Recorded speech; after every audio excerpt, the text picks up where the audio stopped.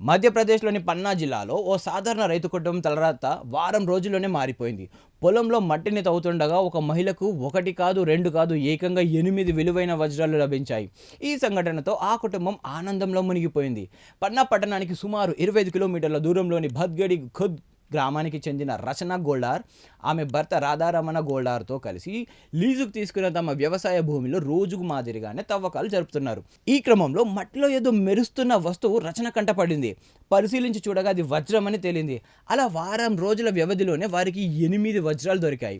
దొరికిన వజ్రాలను రచన గోల్డార్ వెంటనే పన్నాలోని వజ్రాల కార్యాలయానికి తీసుకెళ్లి అధికారులకు అప్పగించారు.